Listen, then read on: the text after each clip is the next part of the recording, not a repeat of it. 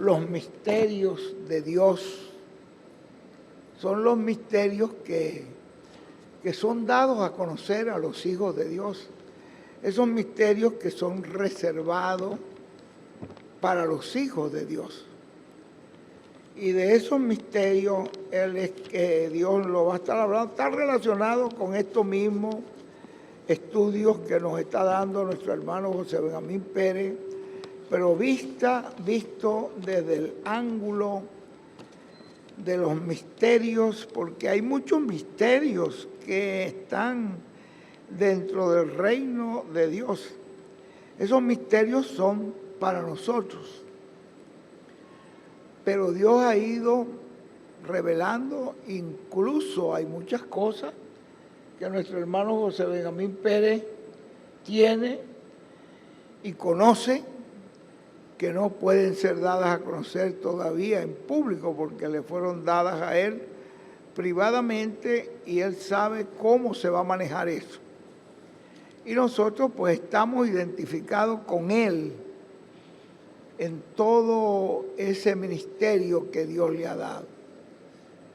Yo soy de los que creo que Dios ha levantado un gran ministerio allí en Puerto Rico, en la persona de nuestro hermano José Benjamín Pérez, y que ese ministerio lo tenía Dios reservado para este tiempo, en el cual ya se lleva el ángel del Señor, pero no nos deja abandonados. Ustedes lo pueden ver en la Biblia, porque en la Biblia ustedes ven cómo cuando la columna de fuego bajó al tabernáculo de Moisés, ¿se dan cuenta? Esa columna de fuego se mantuvo allí, esa chequina, esa gloria de Dios, se mantuvo allí todo el tiempo que Moisés caminó con ese tabernáculo por el desierto. Cualquier persona que se atrevía a entrar allí porque era atrevido, la persona podía morir, porque para entrar allí tenía que tener ciertas condiciones, y eso era el sumo sacerdote, y una vez al año. Moisés sí podía entrar allí cada vez que él viera necesario, porque era el profeta de esa que estaba representado allí en ese lugar santísimo. Ahí estaba el trono de Dios. Pero el trono de Dios humano, donde Dios se manifestaba y donde estaba la misericordia de Dios y la bendición de Dios humano, era Moisés. ¿No se dieron cuenta ustedes lo que hizo Amalek? Amalek quería agarrar el trono de Dios. Es decir, lo importante para ellos era agarrar a Moisés. Y después de agarrar a Moisés, lo tenían como un rehén. Podían pedirle al pueblo lo que quisieran. Pero Dios, cuando Moisés, ellos supieron la intención de Amalek, que vino contra el trono de Dios. Y allí entonces la presencia de Dios, fue cuando Moisés le dijo a Josué, prepara al pueblo y anda a pelear contra Amalek. Y allí fue que Dios le dijo, el profeta levantaba las manos en alto, que representan la oración, pero representan esa vara ahí levantada en alto, que es la palabra. Significaban las personas que ayudaron al profeta a mantener las manos en alto. Eso es las personas que pueden estar al lado del profeta para que traigan el cumplimiento de todo lo que ese profeta ha hablado que debe realizarse. Ya ustedes ven cómo después esa columna de fuego que estaba en el Sinaí se vio, fue en el tabernáculo de Moisés, y ahí estuvo, entró a la tierra prometida. Esa arca del pacto iba delante de ellos, era la que guiaba el camino, era la donde descansaba la gloria de Dios. Y luego entonces cuando se asentaron, que ya dejaron de ser un pueblo nómada, se establecieron en la tierra prometida, Dios estableció el templo. Y ahí en ese templo también moró la columna de fuego. ¿Por cuánto tiempo? Por todo el tiempo que ese templo estaba allí.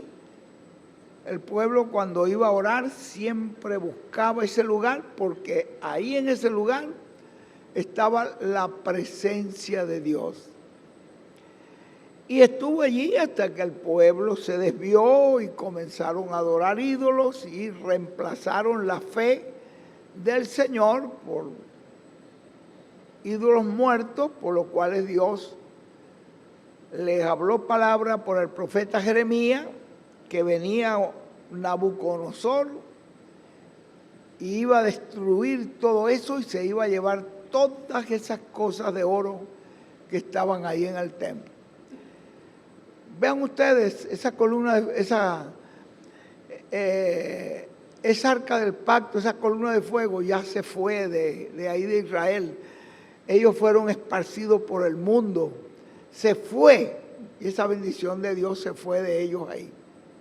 Ellos perdieron esa bendición del Señor. Como dijo Jeremías, me dejaron a mí, que soy una fuente de agua de vida, para cavarse una cisterna, para ponerse a confiar en ídolos que no tienen vida, no tienen cómo ayudarle.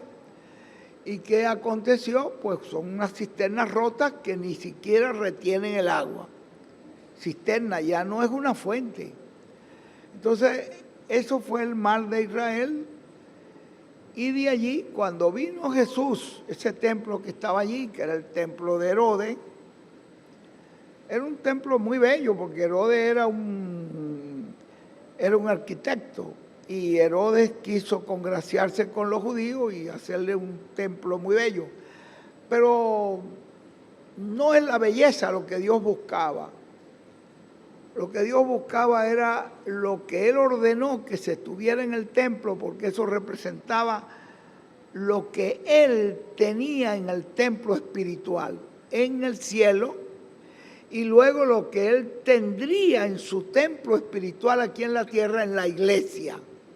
Iba a tener lo mismo. ¿Ve? Fue representando en la iglesia, fue materializando en la iglesia ese templo, esas lámparas que estaban en el cielo, las 7 lámparas. Eran 7 mensajeros. Y después se entraba al lugar santísimo, donde estaba la chequina, la gloria de Dios. Ahí estaban los querubines. Ahí estaba la edad de la piedra angular, donde estaría el trono de Dios. ¿Ven ustedes? Todo eso lo fue Dios representando en seres humanos. Y era una representación. Herodes, cuando hizo el templo, pues él pensaba en belleza. Pero Dios pensó en los tipos que él tenía. Por eso Jesús le dijo que allí no iba a quedar piedra sobre piedra, le dijo a los discípulos, ahí ya no hay nada. Ya Dios estaba en otro templo, destruyan este templo y en 3 días yo lo levantaré. Se refería a dónde estaba Dios morando, dónde estaba la chequina. En Jesús, el que está con vosotros estará en vosotros. Esperen en Jerusalén, y ahí bajó esa bola de fuego que se dividió como en lenguas de fuego, y entonces posó allí. En los 120 comenzó la iglesia de Cristo, y es el Espíritu Santo el que ha seguido, que después es el mismo que ustedes ven en Saulo de Tarso, cómo Dios agarró el peor de los perseguidores y lo convirtió en el más grande de los predicadores. Para Dios no hay nada imposible, no hay nada difícil.